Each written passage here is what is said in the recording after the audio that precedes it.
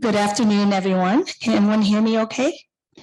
I want to thank you to the Children's Hospital for inviting me to speak today and tomorrow at this very important conference.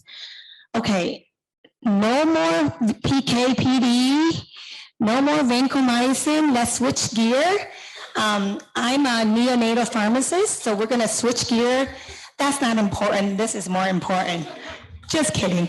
Okay, so part of my focus is when I was invited to speak today, I realized that antimicrobial resistance is very high in Vietnam in general. When I researched some of the literature, I realized that not only that the resistance is high, but the strains are very different between the US and the Vietnam. So I wanted to bring up some pearls of what institution in Vietnam can do in their neonatal ICU.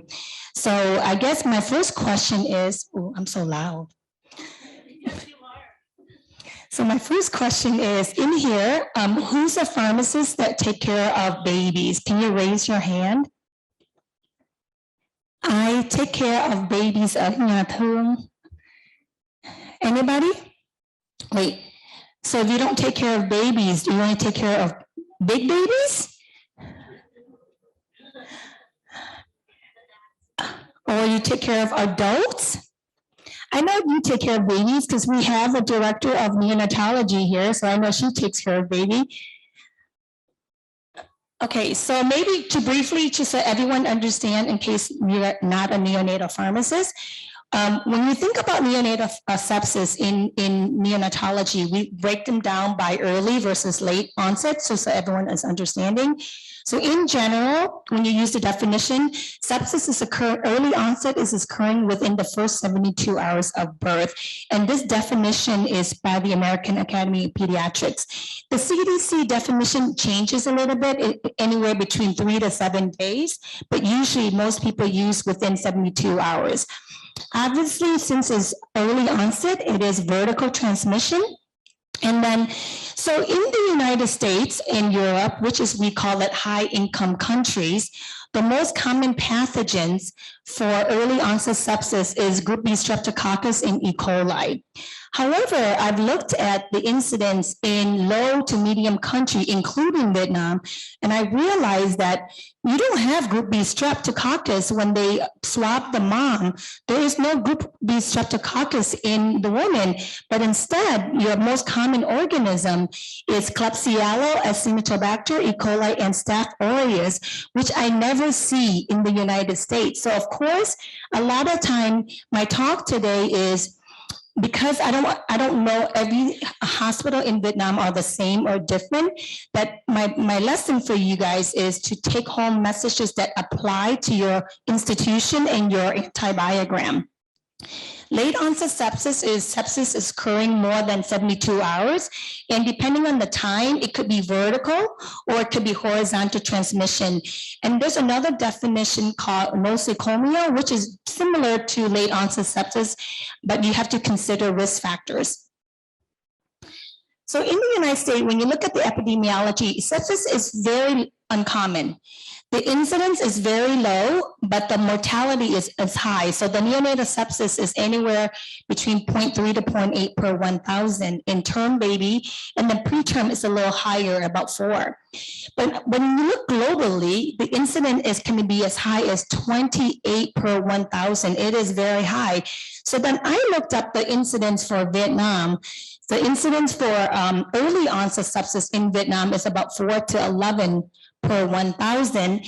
But if you can look at late onset sepsis, the number significantly increased to about 27 to 41 per 1,000, which is a very much higher number than it is compared to high income countries. Similarly, when you look at mortality, you can see that mortality, even in the United States, it could be 30%. So the incidence is low, mortality high. So our physician often prescribe antibiotics for these babies, and the mortality can go as high as 60% in low and medium income countries. So this leads us to that it's very important to prompt diagnose and treatment. And I know Dr. Pham mentioned about how important it is to give antibiotics within that first hour, but that literature is a little bit different because it is an adult derived to pediatrics. It really doesn't apply for early, but it may apply for late onset sepsis. So when you think about just sepsis in the Southeast Asia, which includes Vietnam, you can see that it is the leading cause of hospital admission, morbidity, and mortality in all the low to medium income countries. And one of the biggest issues that I've learned a lot when I prepare this presentation is read literature, because I was not aware of the multi-drug resistant that we're facing in these countries. And so it's very important that effective management is increasingly a problem in Southeast Asia, and that antimicrobial resistance is the biggest threat for countries here. So what are some of the causes of antibiotic overprescribing? And this is true for the US as well. So the study found that about 20 to 50% of antibiotics are often prescribed in our neonatal ICU are inappropriate, meaning patient does not eat it, but the physician have a fear of high mortality, so they start antibiotics. Some of the reasons either overprescribing or inappropriate prescribing is one, it's very difficult to diagnose sepsis. You talk about, Dr. Pham mentioned, the most important is to diagnose from the emergency room, patient coming in from home. It's even more difficult to diagnose in premature infants, which I'll talk about a little bit.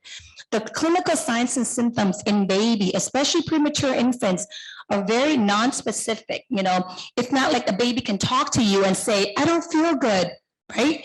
So it's very difficult to recognize those signs. They might just have increase in respiratory support. They might have apnea. So a lot of time it's very difficult and they're very subtle.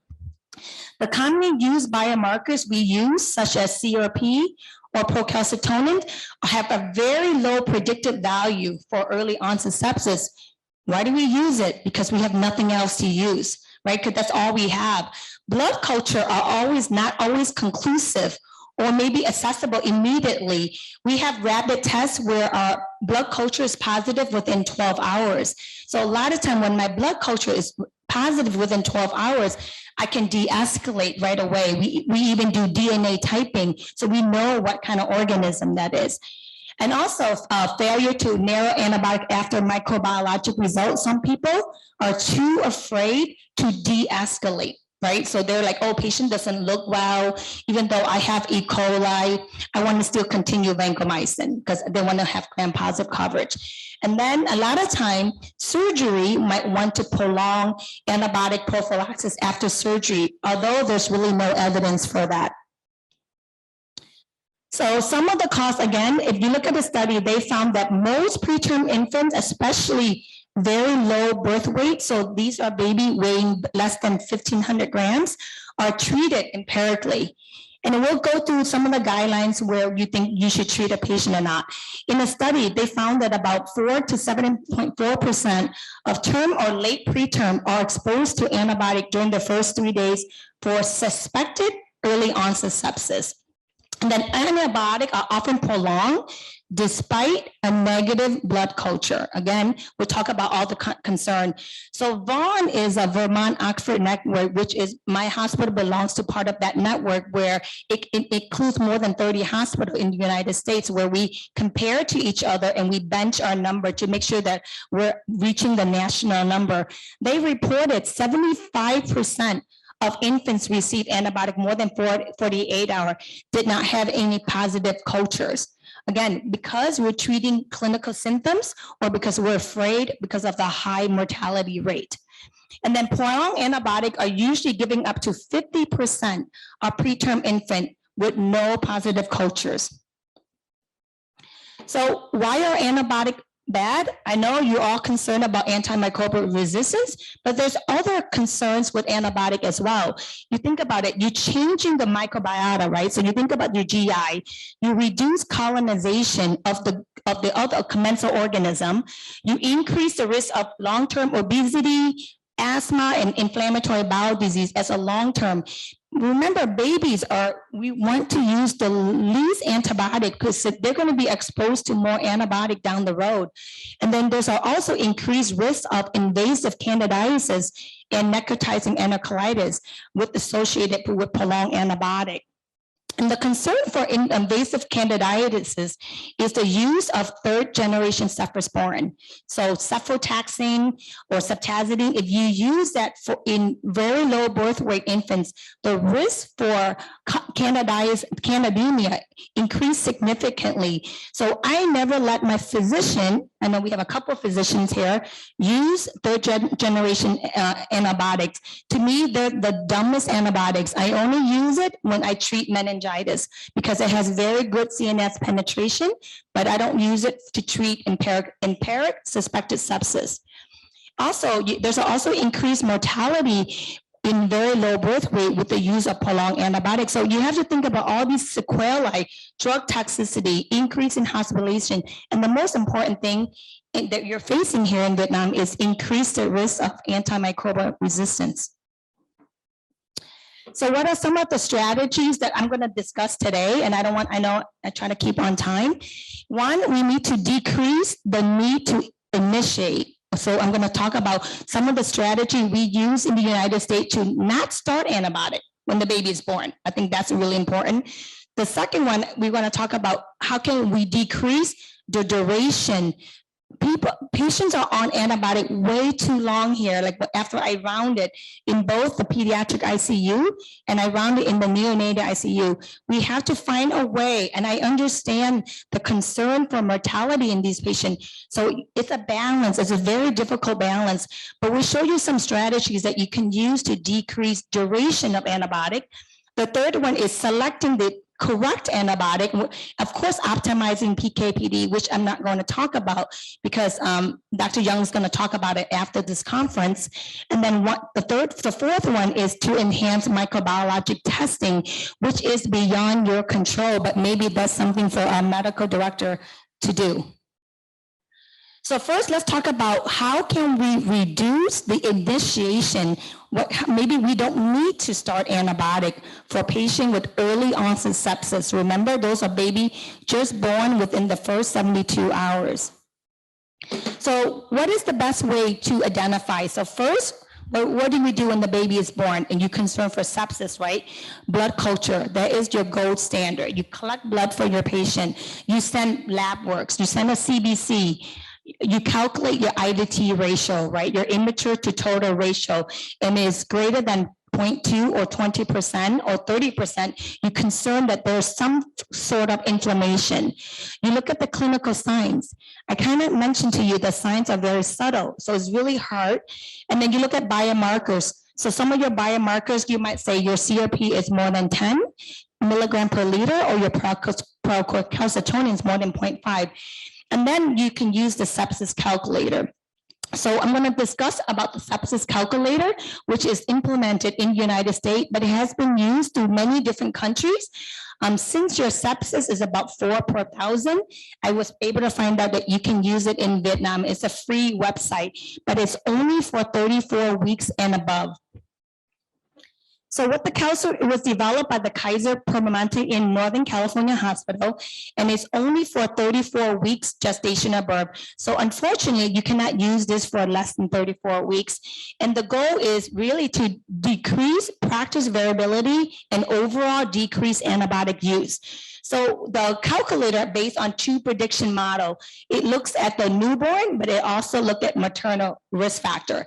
So before the calculator, we were using the CDC, and the CDC guideline only looks at maternal risk factor because this is early. We did not look at the clinical risk. So the model based on both maternal risk and also the baby's risk. And the important thing is you assess it within the first 12 hours. So the patient can change, right? They can look good and they can get worse later on. So I have a case. So this is a 36 plus 3 weeks, birth weight of 2630 gram, born via C-section due to non-reassuring fetal heart rate, meaning the OB was not able to detect any heart rate.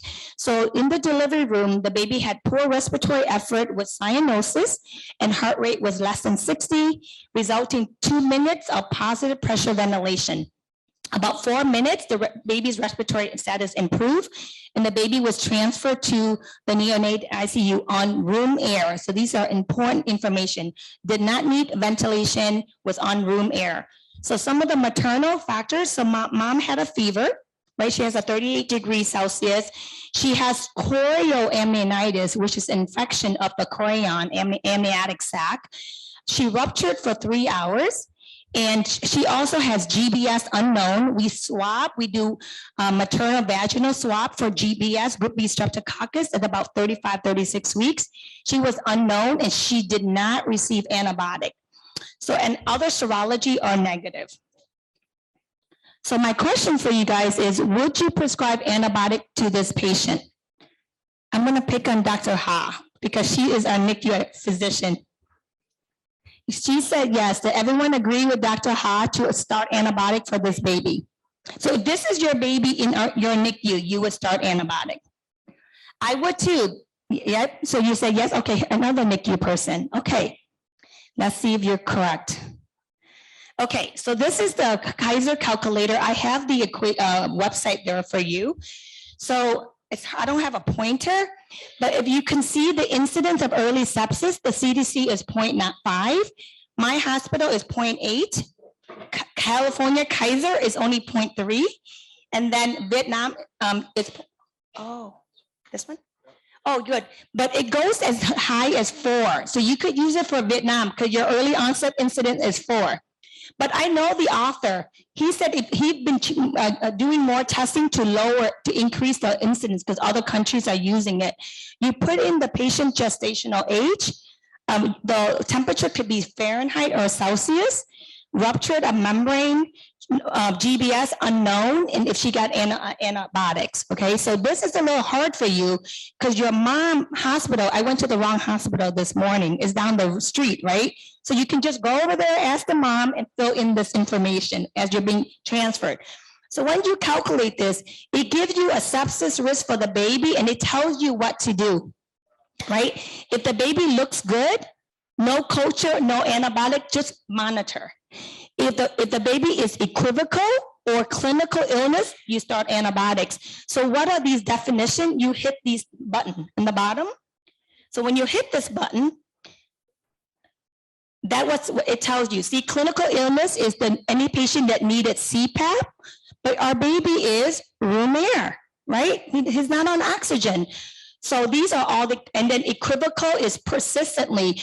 So your baby could be on room air, but then later on might develop some of these symptoms. So right now our patient is well appearing. So when you go back to well appearing, you don't need antibiotics. So we've been using this since the implementation or since the calculator, and we have decreased antibiotics significantly for 34 weeks and above. So we start using this, and maybe something that you can try to see. I think my only concern for you is GBS is not common here for mom. You have Klebsiella. So I don't know how relevant this is because of this issue. So it's kind of hard to apply, but maybe you might have some patients that are not as sick, but you should not use just because the mom had chorio. We used to start everybody on antibiotic if mom has chorioamnionitis. And using this calculator, the #1 reduction in antibiotic is chorioamniotic mom. So it's important. And also, you also have to ask, was mom treated? We use ampicillin and gentamicin to treat mom. And if she's treated successfully, there's no point to give antibiotics, right? That's why we give antibiotic to mom. So this is one of the tools that you can try using to decrease the initiation of antibiotics. So based on, since we have this for maybe 5-6 years now, there's a systematic review and meta-analysis that looked at the calculator for about 8 years. And their objective is to assess the association between the management of early sepsis guided by the calculator. So there are 13 studies that include almost 200,000 newborn, 34 weeks and above. And they looked at conventional, which is when we used to give antibiotic for everybody, and then not conventional is the sepsis calculator. So what they found that all 13 studies, they found a significant reduction in antibiotic therapy with the calculator use, and the meta-analysis revealed a relative risk of antibiotic use of 56% before and after. That's a huge number of decreasing antibiotic for these late preterm. So the biggest message, late preterm, 34 weeks and above. And that they also look at, well, if we don't start antibiotic, how many missed cases of early onset sepsis? So you have to monitor the patient. And they found that the proportion of missed cases were comparable between the calculator and the conventional. So if you're worried about not giving antibiotic and that you might miss cases of sepsis, they found no difference, 28 versus 29%. Again, you have to think about some of the differences in Vietnam, mainly is GBS a good parameters to put in there. But if you read that paper, the number one reason or the number one risk to start antibiotic is the height of the mom's temperature. It's not even if she has chorioamnionitis or not, it's how high her fever is. If her fever is very high, I'm gonna go, oops, sorry. Oh, I don't know how to go back. This is going back. If the fever is very high, if you change this number to like very high fever, it will change this answer right away. So the most important parameter is how high the fever is, not necessarily if she has choreo or not. So that's one way that you can decrease. So overall, the calculator significantly reduce antibiotic, just not antibiotic, but reduce blood culture evaluation. You know, blood is very important for our baby. I always get mad at the doctor because they order too much blood. I always cancel the order because we don't want to give blood transfusion to our baby, right? So it's very difficult to get blood from our patient. It decreases healthcare costs and it gives you guidance, and decreasing antibiotic will decrease short and long-term outcome. The concern is that you can only use it in early onset, not late. So only early, and no data in preterm. So you cannot use it in 34 weeks. It does not guide how long to treat. It only guides when to start antibiotics. And then there might still be concern for missed cases of early onset. And if you are to implement it, you have to decide who's entering your data, the nurse or the doctor, right? So right now our hospital is the doctor, but some hospital, the nurse. But we have electronic medical records, so now it pulls all the information in. So for preterm infant less than 35 weeks, we have to still rely on this. This is the American Academy of Pediatrics. They go by low risk versus high risk. So if you have a baby who's born early because they electively want to deliver because mom has preeclampsia, that baby does not need antibiotic because you are forcing that mom to deliver the baby early because of severe preeclampsia. Is not infection. So these are the high risks here. So if you're dealing with less than 35 risks, you should use this criteria only and not this criteria. The second one is how can we reduce the duration, right? Let's say you start the antibiotic, how can you reduce the duration? So back in 2013, the CDC published some of the core elements of hospital antimicrobial stewardship, and then the AAP joined the Choosing Wisely. And this campaign found that the overuse of antibiotic in asymptomatic neonate as the second item of the top 5 overuse treatment. That is not good, that we are treating too many patients for a long time, beyond 48 hours for asymptomatic neonates.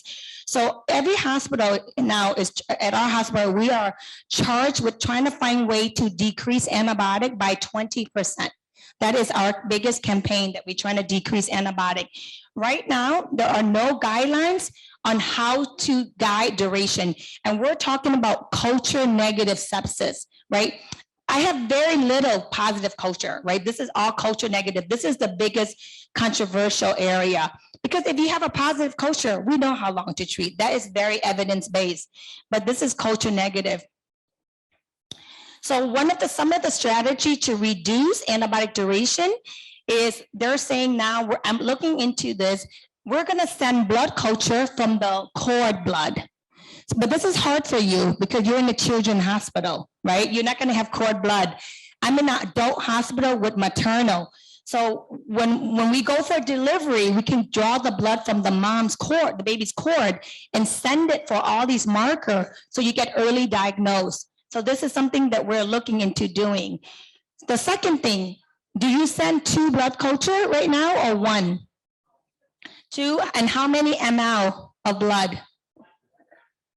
1 ml, right? So a lot of time, a lot of people, sometimes it's very difficult to draw 2 blood culture from different site of 1 ml. If you have a 500-gram baby, you know, we're in the United States now, we are rescuing 22 weeks.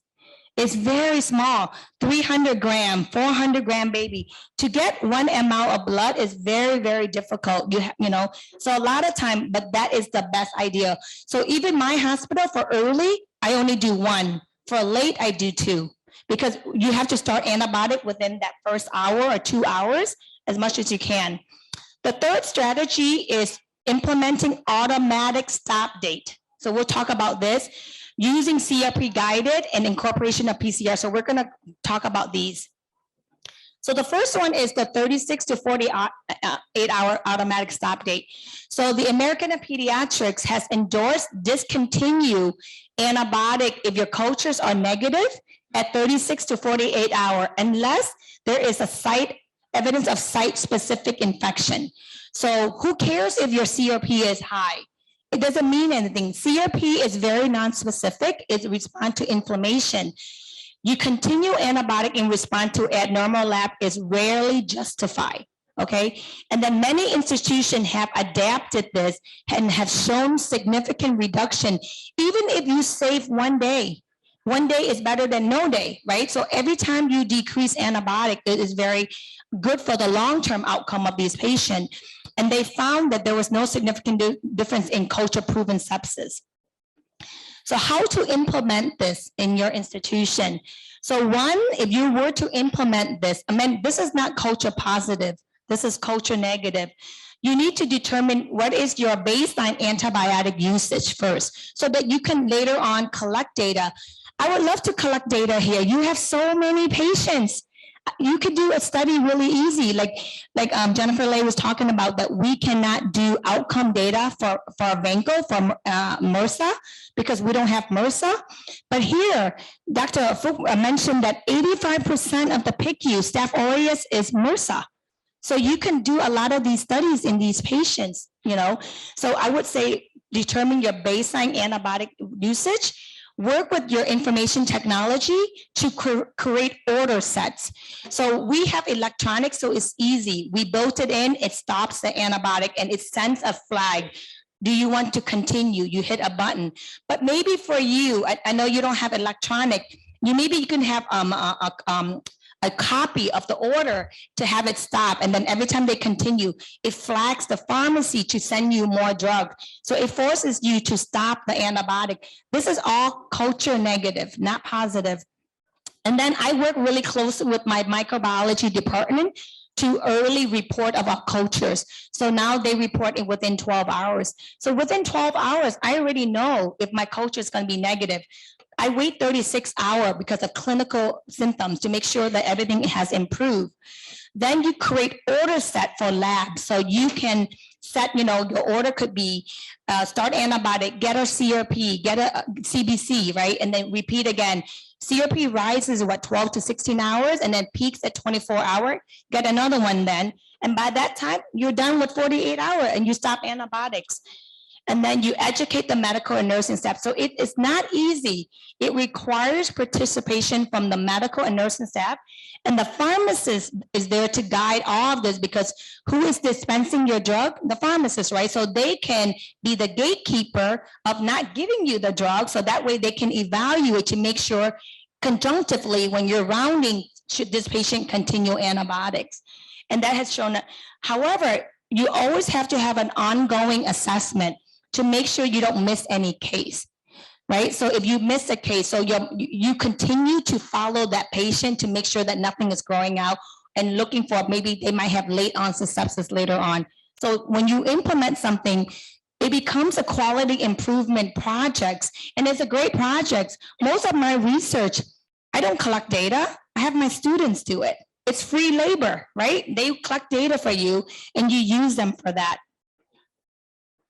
Oh, sorry. So this is just a poster that my student and I present at ACCP, American Clinical Pharmacy, that this is our baseline. So now we implemented it to baseline to show how much antibiotic that we decreased. And again, who collected the data? My two students. I did not collect the data. Using biomarkers, what kind of biomarkers helping you to guide antibiotics? So we know we use CRP and procalcitonin, even though procalcitonin is not really evidence, a lot of evidence in neonates. The American Academy of Pediatrics states that you should not continue based on abnormal labs. They have poor sensitivity, right? Poor specificity. So a lot of time we rely on this because we're afraid to stop antibiotic because mortality is very high. So many studies have evaluated using CRP and procalcitonin in guiding duration. So this is a paper that I published with my resident as a project. We looked at what factor influence our antibiotic duration for culture negative, because one of my physicians, she loves antibiotics. I hate antibiotics. So we found that the #1 cause of antibiotic use is elevated CRP.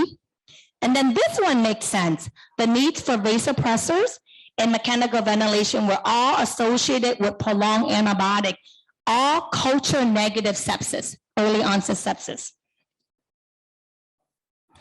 So here's using some study looking at CRP. So this author, Singh and colleagues, what they did is no more CRP. So they compared CRP as post retrospective and no CRP. So this group is CRP, this group is no CRP. And they looked at the outcome of antibiotic utilization rate between both groups, and they compare bacteremia rates. So they found within 831 patients, keep in mind, these are big kids. Again, 34 weeks. We're not dealing with a little baby. They found that the antibiotic utilization rate decreases from 168 to 117, and it was an absolute reduction of 30%. Removing the CRP and just treating the patient. They found that the proportion of neonates receiving antibiotic reduced at day of life 3 and 6 in the post-intervention group. So meaning after 3 days, you don't need to continue more than 3 days for these patients. And they found a significant reduction in getting CRP.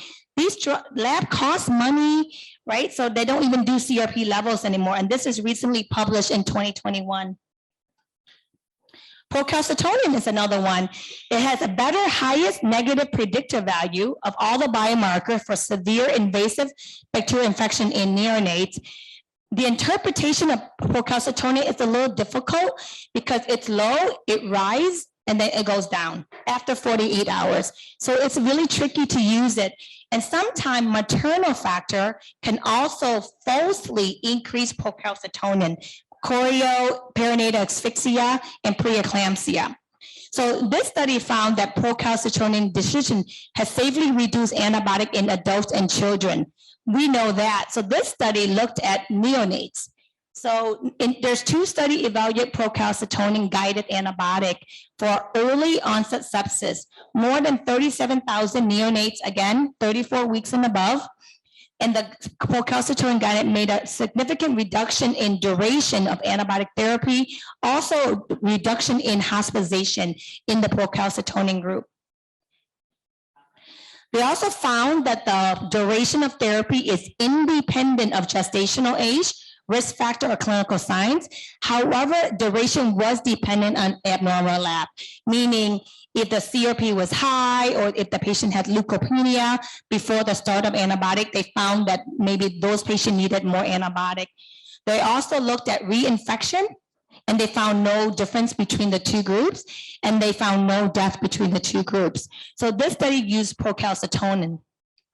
Some of the limitation with procalcitonin is, as I mentioned, procalcitonin changes. So at birth, it's normal at 0.5, and then after 48 hours, it goes back down. Sorry. And then until 72 hours to 48 hours, or 96 hours, it doesn't normalize. So it's very difficult to use in practice because you have to know the time and the normal level. So this is normal for the patients. And then they also found some of the limitation was the compliance rate was not great. Non-compliance was 25%, and they did not include the probable infection group. So here's a study that I want to look at. You guys do lumbar puncture for your patient here for meningitis. So a lot of times we don't do lumbar puncture right when the baby is born. We're concerned for sepsis, but we don't do lumbar puncture right away because we don't want to go through invasive lumbar puncture.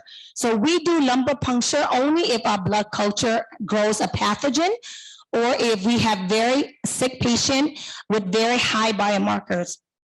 So a lot of times it's difficult to diagnose meningitis because 50% of our neonates is traumatic lumbar puncture. Do you guys encounter that problem here? It's very bloody lumbar puncture. So when you have a traumatic lumbar puncture, it artificially increases the white count. So you think the baby has meningitis, but maybe the baby doesn't. And then there's no biomarker for diagnosing meningitis. So a lot of time we end up using very prolonged antibiotic because of the increase in white cell count in the CSF. So we are now implementing this meningitis panel. Do you have this in Children's Hospital? It is a BioFire DNA testing for rapid testing. And it looked at all the common bacteria for early onset sepsis. So E. coli, Listeria, Streptococcus, Pneumonia aglutiae, and Haemophilus and Neisseria. It looked at viruses and it looked at yeast. So the common one. So study have looked at these and shown significant reduction of antibiotic. So based on this study, I found that a lot of my patient was on prolonged antibiotic for presumed meningitis. So then what we did is we implement. This is my experience at my hospital. So now we are generally treat for 14 to 21 days for suspected bacterial meningitis because we don't know if the baby has meningitis, right? We already give antibiotics, right? So when you give antibiotic and then you do a lumbar puncture, your antibiotic is going to be sterile. So it's a lot of times you don't know. So in 2020, we implement the panel in our practice. So far my preliminary data, I found significant reduction in antibiotic from 7 days to 21 days. That is a significant decrease in antibiotic use because when the test comes back negative, we stop treatment for meningitis and we just treat for sepsis, not meningitis. So it's significant reduction. We also found significant reduction in hospitalization for the term baby. They're only in the hospital to get antibiotics. They're not there for feeding. And then we also found a decrease in the need for central line. Because if the baby is on 14 to 21 days, you're going to have to put a central line for prolonged antibiotics. So if you are able to have this in Vietnam, you can totally use it to rule out meningitis in a lot of your patients. The third one is appropriate selection and optimizing antibiotics. So my first question is, do you guys use AMP and GENT for your early onset sepsis here in Vietnam? But why? Because your study in Vietnam, I found by Tran, they looked at this study published in 2015. They found that the most common organism is cons. AMP and GENT does not cover cons, right? Most cons is vancomycin, but I think cons is a contamination. We should not be treating cons, right? And then Vietnam study also found common Staph aureus and gram-negative, but not Listeria, not group B strep. They found Klebsiella and E. coli. So I'm glad you're using very narrow impaired, but is it really the best agent? Because what I see here is you start them on amp and gent, they get sicker, then you change, but you lost on many days. So maybe amp and gent might not be your, gent is good, but maybe not ampicillin. Maybe gent might be enough. So that is one question I asked for you. 2, should we treat cons, coagulase negative staph? A lot of time it is contamination. It's a skin flora, especially for early onset sepsis. Maybe what we do is when I have cons in the blood, I repeat the blood culture, then I start vanco, and if the repeat culture is negative, you know that is a contamination, right? Because 99% of con, you can only treat with vancomycin. Amoxicillin is not susceptible. So a lot of time, repeat it, and then if it shows no growth, get rid of it. Don't treat cons. It might be a contamination. We're talking about early onset, not late onset. Does cost influence your antibiotic? You know, sometimes that is important too. For late, historically, we use vancomycin and gent. What antibiotics do you use for late onset sepsis in Vietnam? I'm going to ask Nga from Saigon. What do you use?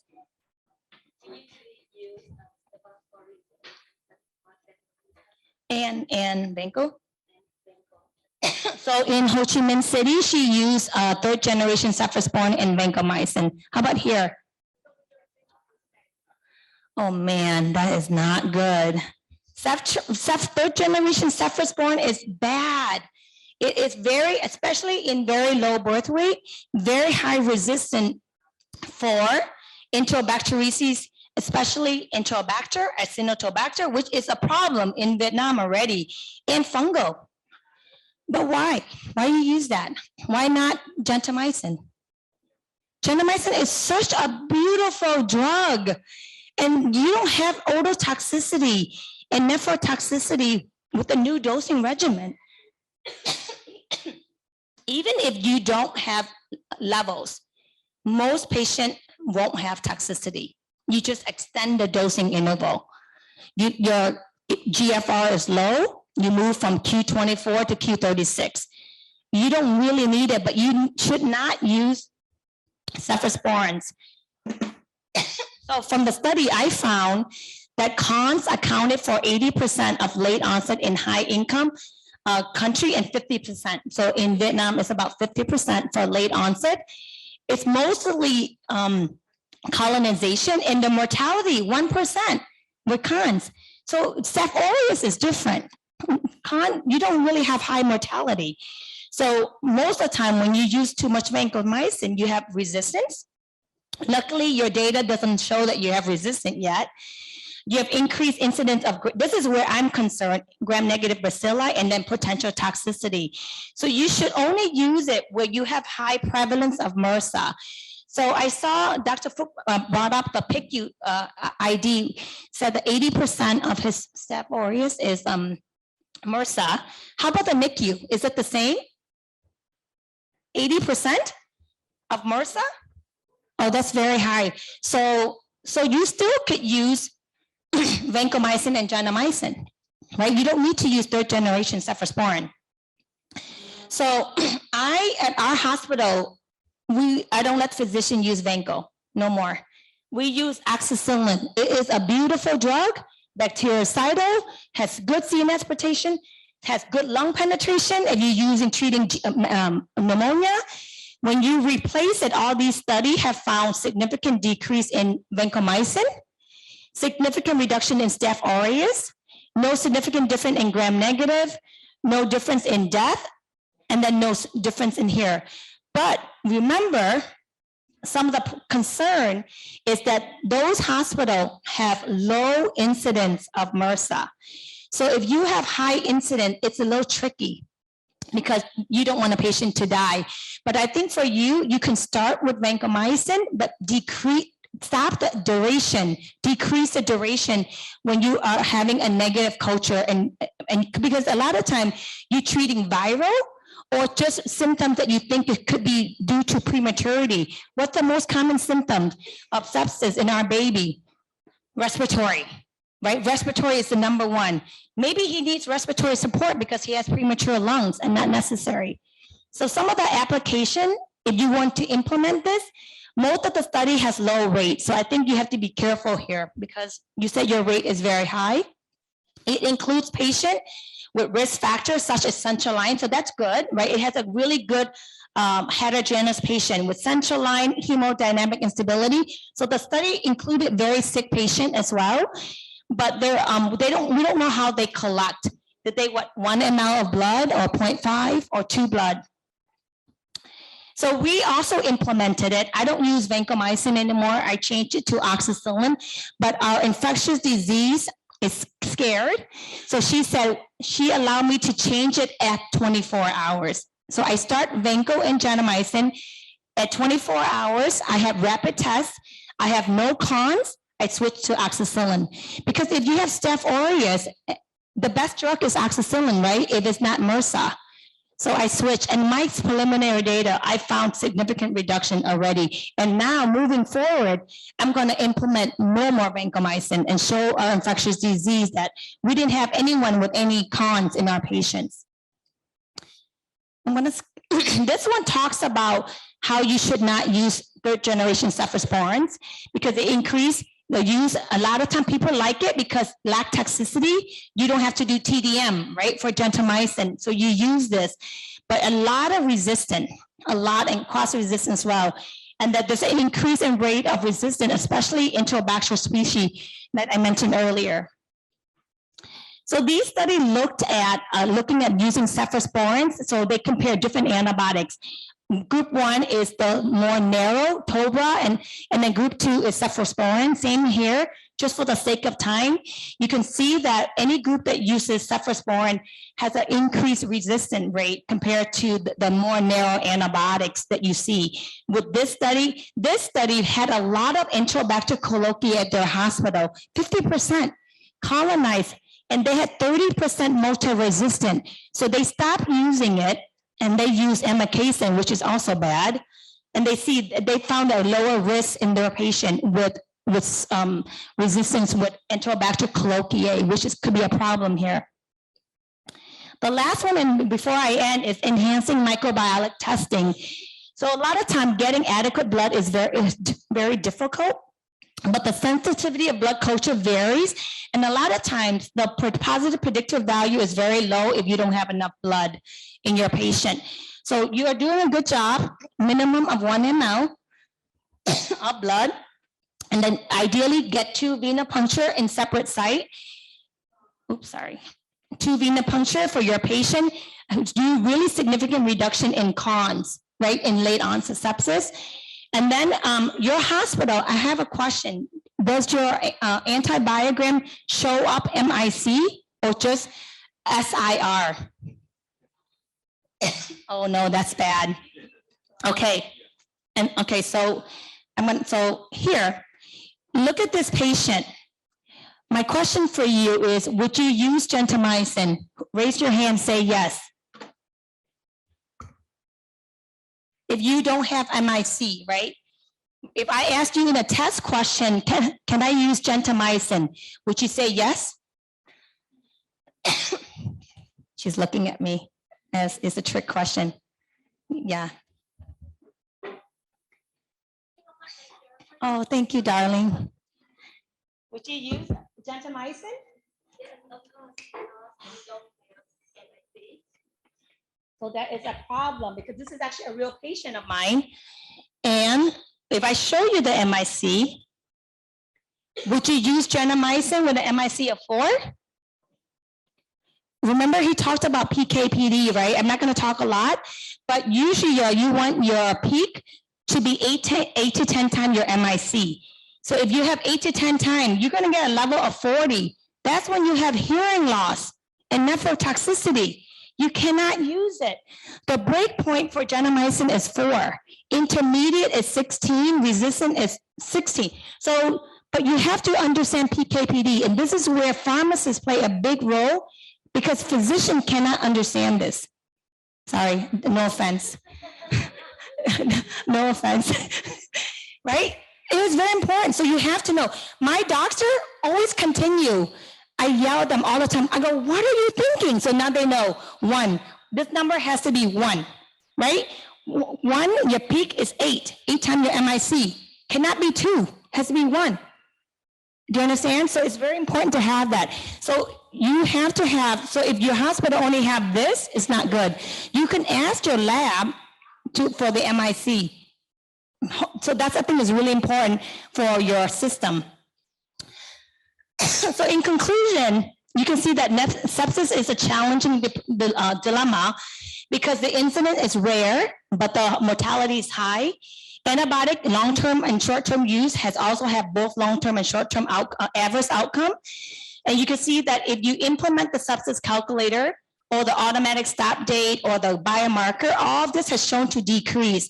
But whatever you do, I think it's important for you to tailor your antibiotic based on not just what's in Vietnam, but what's in your institution antibiogram, because it's very different.